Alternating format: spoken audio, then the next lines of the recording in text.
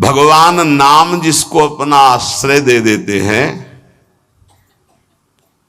कोई भी पाप ऐसा नहीं कि उसको दंड दे सके। ध्यान रखना, नहीं प्रश्न खड़ा हो जाएगा। फिर महात्माओं को एक कष्ट क्यों मिलता है? ना नवीन पाप, वर्तमान का नहीं पाप, पूर्व के संचित पाप नहीं, ये प्रारब्ध का है जिससे शरीर रचना हो गई। यहां संचित भस्म, आगे त्रुटि हो जाएगी वो भस्म, वर्तमान में त्रुटि हो गई वो भस्म। बहुत विवेक की जरूरत है सत्संग सुनने के लिए। अगर आप नहीं सुनेंगे तो प्रश्न खड़ा हो जाएगा कि सर्व पाप नाशक नाम है, आप ऐसा कह रहे तो फिर महात्मा जन क्यों भोगते हैं? ये पाप का फल वर्तमान का नहीं है, ये भूत का नहीं है, ये भविष्य में हो जाएगा तो भी उसका नहीं है। ये प्रारब्ध भोग है जो अनेक जन्मों के संचित कर्म गोदाम से निकालकर इस शरीर की रचना हो चुकी है। अब हम भजन कर रहे हैं। रचना पहले हो चुकी कि 25 वर्ष में ये होगा, 30 वर्ष में ये होगा, 45 वर्ष में ये होगा। मैं जिसको अपना आश्रय दे देता हूं, कौन? नाम। भगवान कह रहे नाम ये साक्षात सच्चिदानंदमय है। बड़े बड़े मुनिगण मेरा गायन करते हैं, मैं भक्तों के हृदय का अनुरंजन करने वाला हूं। मैं अक्षर रूप से अवतार लेता हूं। ध्यान रखिए, ये हमारे लिए भगवान का अवतार हमारे मुख में, हमारे मानस पटल में, हमारे हृदय में हो रहा क्या? राधा। ये अक्षर अवतार है भगवान का। मैं अक्षरों की आकृति धारण करता हूं। जो मेरी शरण में आ जाता है मैं उसकी जय करा देता हूं। जिते विनायक शुभ अशुभ विघ्न करे नहीं कोई, विघ्न करे नहीं कोई, डरे कलिकाल कष्ट भय, हरे सकल संताप हरस हरिनाम जपत जय। पक्का ये सत्य है, ये वैभव संपन्न है, ये अकाल है। बोलते हैं सिख भाई, जो बोले सो निहाल। सत्य श्री अकाल। कालातीत तुम्हें बना देगा, श्री संपूर्ण वैभव प्राप्त हो जाएगा। सत्य है, वैभव संपन्न है, कालातीत है, और जो इसको बोले तो निहाल हो जाए। कह रहे हैं उसकी जय हो जाती है। एक एक शब्द पकड़ो, हृदय आनंद में भर जाएगा। मैं अक्षर रूप धारण करता हूं, राधा राधा राधा। ये जो आपके मानस पटल पर राधा राधा, ये प्रियाजू ने अक्षर आकृति धारण करके आपके हृदय में पर्सनल अवतार लिया है। नाम भगवान कह मेरा उत्कर्ष नामी से भी बढ़कर है। नामी ने तो एक अहिल्या जी का उद्धार किया, वर्णन आता है चरण स्पर्श करा के। और नाम जब स्पर्श किया तो करोड़ों अहिल्या परम पद में पहुंच गई, कौन जानता है। भगवान जब अवतार लेते हैं तो बड़े बड़े असुरों को मारते हैं। नाम जब अवतार लेता है तो ऐसे जिनको जानता भी नहीं कोई कितने पापाचारी, और वो सब भगवत पद को प्राप्त हो गए। नाम का उत्कर्ष नामी से भी बढ़कर के है। यह उत्कर्ष केवल हम सबके कल्याण के लिए नाम भगवान धारण करते हैं। जो आदर पूर्वक नाम जप करता है उसकी तो बात ही क्या है। सादर सुमिरन जे नर कहें, गोपदीयु भवसागर तरे। गाय के खुर के गड्ढे में जैसे जल भराओ तो पार होने में क्या देर लगती है, ऐसे भव समुद्र पार हो जाता है जो सादर नाम जप करता है। लेकिन यहां कह रहे हैं यदि अनादर पूर्वक भी जपे, उपहास करने के लिए, संकेत, या देखें भाई क्या होता है नाम जप करने से, आदि आदि। बहुत ऊंची बात लिखी, लिंग देह पर्यंत समस्त भयंकर पाप समूहों का समूल नाश करके भगवदाकार वृत्ति प्रकट कर देता है नाम। लिंग देह नष्ट होने का मतलब अगला जन्म अब नहीं होगा, उसी से होता है जो सूक्ष्म शरीर कहते हैं। खत्म खेल। नाम नामाकार वृत्ति, ये बहुत बढ़िया चांस है। जो रोज ये आपको सत्संग मिल रहा है, आप पकड़ लीजिए, पकड़ लीजिए। अगर आप पकड़ लेंगे तो निहाल हो जाएंगे, इस बात को समझ लीजिए। न च नामाभाषः पापान्नेव दग्ध्वा निवर्तते अपितु स्वावाच्ये भक्तिं च प्रकाशयतीत्याह। नाम की तो बात जाने दो, नामाभाषी तुम्हारे पापों का सर्वनाश कर देता है। जैसे आप पूरा नाम कहना चाहते थे राम, लेकिन रा उच्चारण किया, मां नहीं कह पाए और शरीर छूट गया तो आपको भगवत प्राप्ति हो जाएगी। पूरा नाम उच्चारण करना चाहते थे राधा, पर रा उच्चारण हुआ, धा नहीं कर पाए और शरीर छूट गया, आपको भगवत प्राप्ति हो जाएगी। यदा भासोप्यद्युन कवलित भवध्वांत विभवो दृशम तत्वाधानामपि दिशति भक्ति प्रणयनीम जनस्तस्योदात्तं जगति भगवन्नाम तरणे कृतीते निर्वुक्तुम का इहि महिमानं प्रभवति।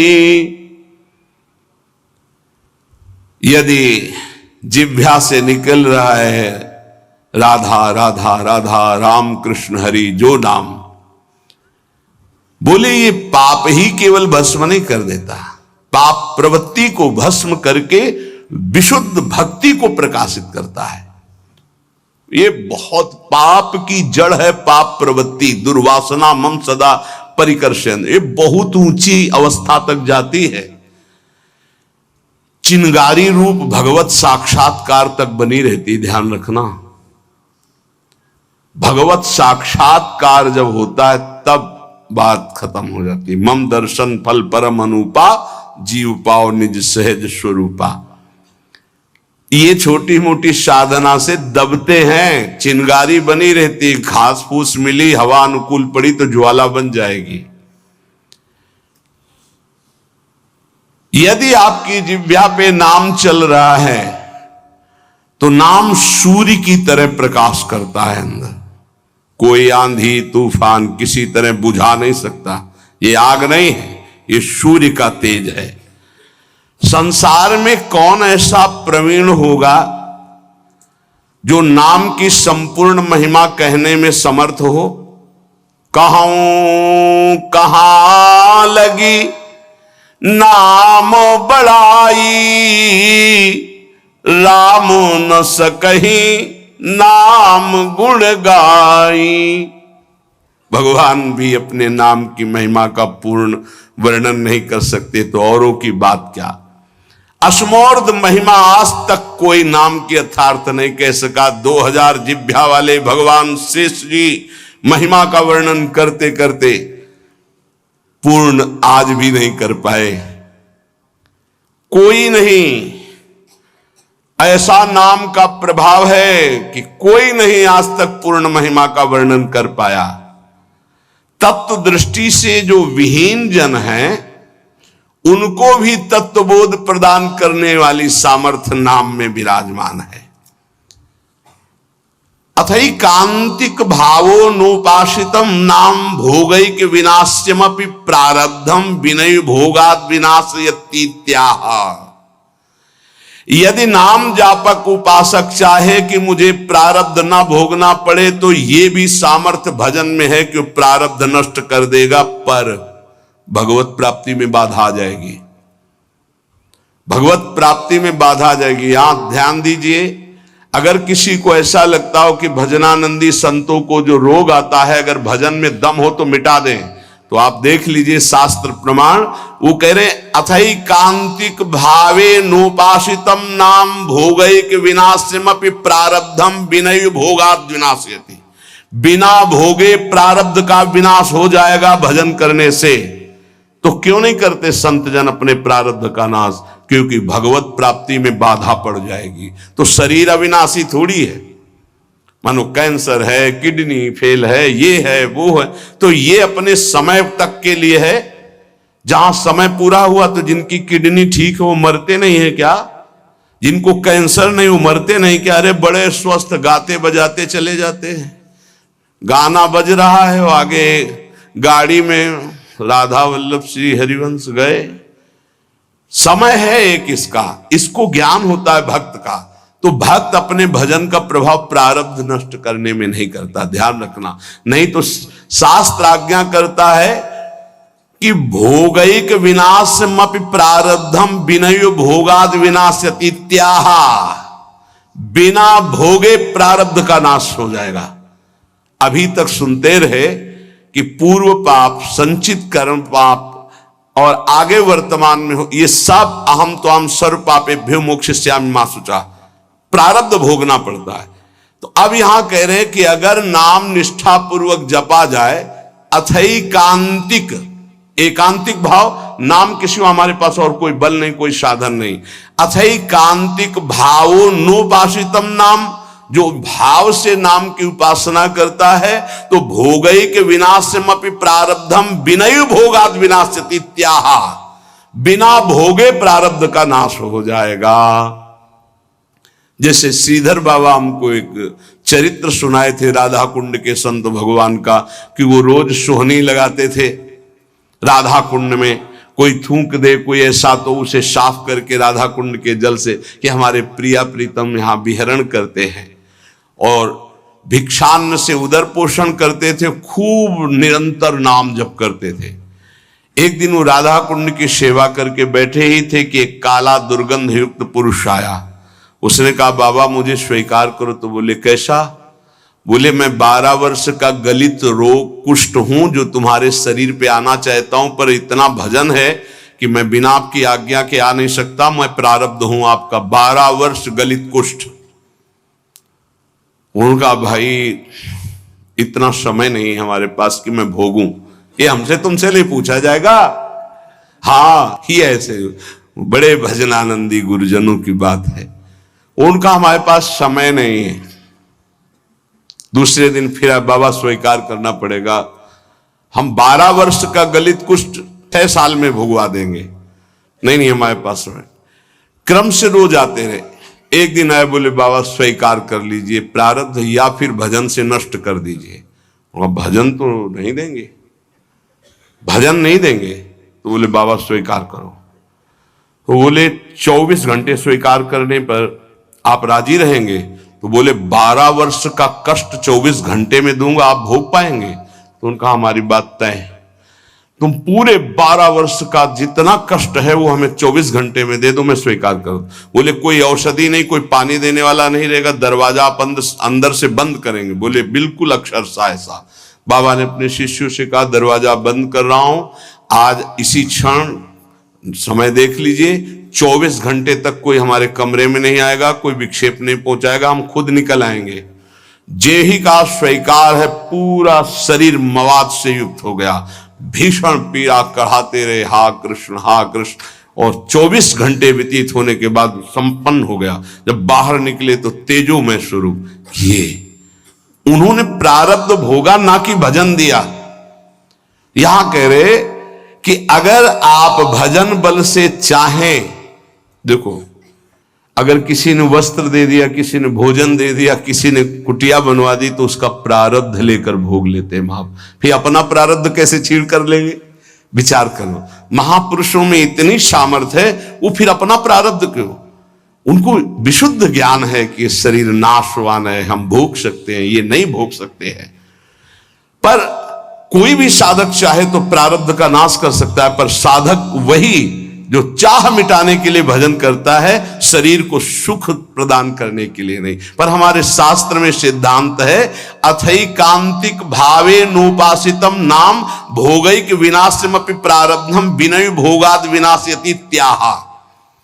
एक बार भाई जी महाराज हरिद्वार में ऋषिकेश में बहुत ही हालत खराब थी, उठना बोलना बंद था, बड़े कष्ट में थे। इतने में श्री सीताराम ओंकारनाथ जी महाराज आ गए, बड़े सिद्ध महापुरुष थे। उन्होंने कहा कि कुछ मिनट भाई जी से वार्ता करनी है। तो उनका, इस समय तो नहीं हो सकती, क्योंकि बहुत शिथिल और बहुत पीड़ा है। बोले, आप सूचना दे दीजिए। तो भाई जी से कहा कि श्री सीताराम ओंकारनाथ जी महाराज पधारे हैं आपके दर्शन के लिए, कुछ संभाषण कर। ऐसे बैठ गए जिससे आराम से लेटे हो। कहाँ हैं? और गए और गंगा जी के किनारे चौकी पर बैठकर दोनों महापुरुष घंटों भगवत चर्चा हुई और फिर आए और जे भी आके सैया पे लेटे फिर वैसे ही। क्या ये प्रारब्ध उनके ऊपर शासन कर रहा है? नहीं। बस यही भूल संसारियों से हो जाती कि अगर भजन का ये परिणाम है कि दुख ना हो तो महात्मा को कष्ट क्यों है? नहीं, बिल्कुल कष्ट नहीं है, बिल्कुल कष्ट नहीं। तुम उसे नहीं जानते हो, तुम बाहरी ढांचे को कष्ट में देखकर कष्ट जानते हो। अगर तुम्हारे अंदर वो विवेक हो, वो सामर्थ्य हो, या कोई मशीन बनी हो, उनकी छाती में लगा के देख लो, ऐसा परमानंद विश्व में किसी को नहीं होगा जैसा भगवत भजन करने वाले को होता है। भोग के द्वारा ही प्रारब्ध का विनाश होता है, ऐसा शास्त्रों में पाया गया। पर नाम में इतनी सामर्थ्य है, प्रारब्ध कर्म भोगे बिना नष्ट हो जाएगा। नहीं तो प्रारब्ध बड़े बड़े तपस्वी ज्ञानियों भक्तों ने भी स्वीकार करके भोगा है।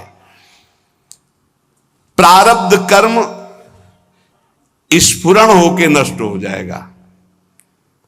स्फुरण स्वप्न में देखा आपने, 4 लोग आए, मार लाठी आपको बहुत पीटा, आंख खुली, एक और डंडा ले लगे, प्रारब्ध भोग नष्ट हो गया। कुछ प्रारब्ध भोग भगवान भोगवा देते हैं और हजारों प्रारब्ध भोग कटवा देते हैं। हजारों प्रारब्ध भोग स्वप्न में कटवा देते हैं। विश्वास करना, भगवान बड़े लीला बिहारी हैं।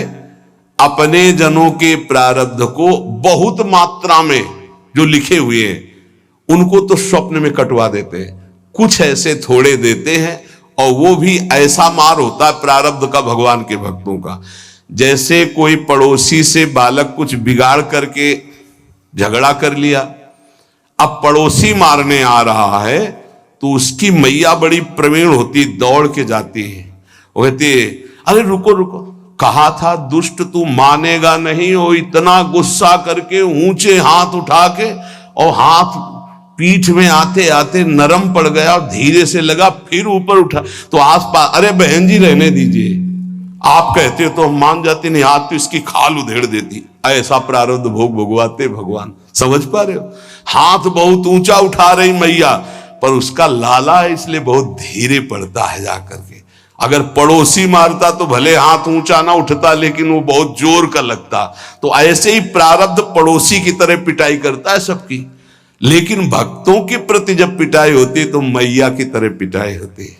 हाँ, जैसे कुम्हार नीचे हाथ लगा के ऊपर पिटाई करता है ना मटकी की, ऐसे भगवान आनंद सिंधु सत्य कह रहे हैं, आनंद का हाथ लगा करके ऊपर से प्रारब्ध को भगवा देते हैं। ब्रह्म विद्या का साक्षात्कार करने वाले महापुरुषों के संचित भस्म हो जाते हैं, क्रिमाण का नाश हो जाता है, परंतु प्रारब्ध भोगना पड़ता है। परंतु वही प्रारब्ध नाम निष्ठा वाले को चाहे तो स्पर्श भी नहीं कर सकता।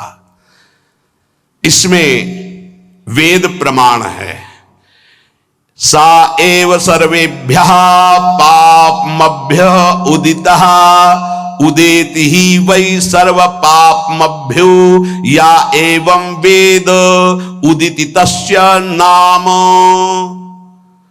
जो तपस्या साधना वेदांत के द्वारा सारे पाप भस्म कर चुका है, वो पूर्व और वर्तमान के पापों से छुटकारा पा जाता है, पर उसे प्रारब्ध भोगना पड़ता है। पर यदि नाम जापक है उत, ये जो नाम जापक है उसको प्रारब्ध भी भोगना नहीं पड़ेगा यदि वो चाहे तो। पर क्यों चाहेगा? अरे ब्रह्मास्त्र का प्रयोग मच्छर मारने के लिए थोड़ी होता है।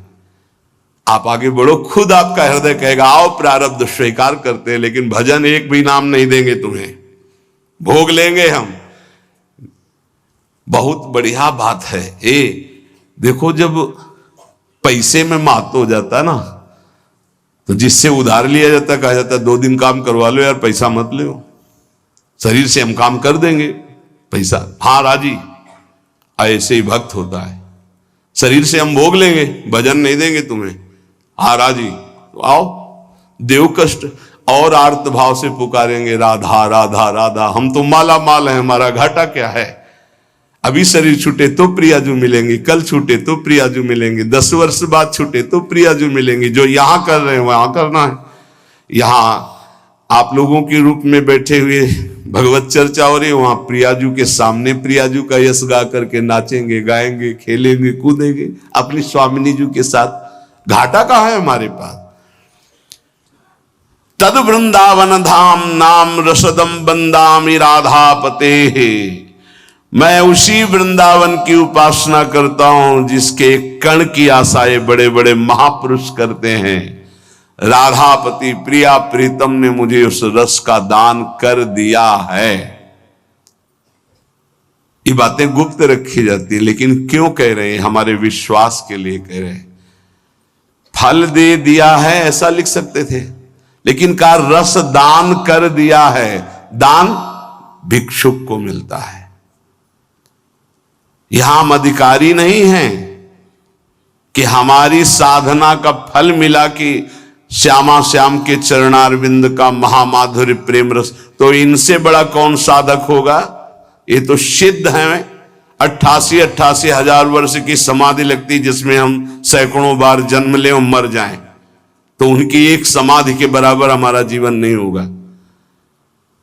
हमारे पास कुछ नहीं है, हमको कृपा से घसीटा गया। अब हमारे पास केवल उनकी दया कृपा करुणा ही है कि हमारा निस्तार कर सकती है। तो ऐसे दाता है कि हमें श्यामा श्याम अपने आप को दे दिए। अति उदार बिभि सुंदर सुरत सूर सुकुमार। ये सुकुमार तत्व युगल सरकार महादानी हैं। ये अपना दान करने के लिए अपनी कृपा का अवतार कराते हैं। श्यामा श्याम की कृपा का अवतार कौन है? आचार्य। कृपा रूप जो वप धर्यो। तभी कहा गया महिमा तेरी कहा कहो श्री हरिवंश दयाल। तेरे द्वारे बटत है सहज लाडली लाल। सहज शब्द देख लीजिए, बस पंक्ति में बने रहिए। आपको ये चिंता नहीं करनी कि आपके अंदर क्या विकार चल रहा है, आपका भजन कितना चल रहा है, आप किस कोटि के साधक हैं। यहां इसका कोई गणना नहीं। यहां गणना है पंक्ति में खड़े रहो, बस इधर उधर नहीं डोलना। अगल बगल से पंक्ति लगी हुई है, वो आपको बुलाएंगे, बहुत समय हो गया खड़े रहते, कुछ मिला? बोले नहीं अभी तो खड़े हैं। बोले आ जाओ हमारी पंक्ति में, देखो क्या बट रहा है, आनंद लीजिए। तो ऐसा ना गलती करें। ये जो शरणागति प्रिया प्रीतम की मिली, बस इसी पंक्ति में बने रहना। तो महिमा तेरी कहा कहो श्री हरिवंश दयाल। तेरे द्वारे बटत हैं सहज लाडली लाल। इसी पंक्ति से बड़े बड़े रस सिद्ध महापुरुष हो गए हैं। वैसी पंक्ति में आप भी जा रहे हैं। और पंक्ति का एक प्रभाव होता है कि चलना नहीं पड़ता, धक्के से आगे पहुंचा दिया जाता है। जब जोरदार पंक्ति लगी हो, आप बिल्कुल सेट हो जाओ उस पंक्ति में, तो पीछे से रेला आएगा, आप आगे पहुंच जाएंगे। जैसे बरसाने लाडली जी के दर्शन करने जाए ना, तो ये देखा ना, धक्का लग लग करके एकदम सामने पहुंच गए। और लाडली जी के दर्शन, बस अपने को पंक्ति में खड़ा कर दो। हमारी सामर्थ्य नहीं इस पंक्ति में खड़ा होने की। अगर अपने को पूछा जाए कि तुम्हें क्या चाहिए उस पंक्ति में खड़ा करें, तो बहुत घटिया मांग होगी। इतने रुपया दे दो, इतना मकान दे दो, दुल्हन दे दो, ये दे दो, वो दे दो। अगर हम पूछा जाए हृदय से सबके, ये खोल के बताओ तुम्हें क्या चाहिए,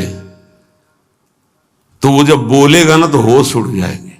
हम लोगों से मांगा जाए कि आप अपना प्राण, अपना जीवन, अपना सर्वस्व प्रभु के लिए न्यौछावर कर दो, नहीं करोगे। और काम भाव के लिए आप 1 मिनट में तैयार हो जाएंगे प्राण देने के लिए। पक्का समझ, 1 मिनट में ऐसे अमूल्य प्राणों को देने के लिए तैयार हो जाएंगे। कैसे?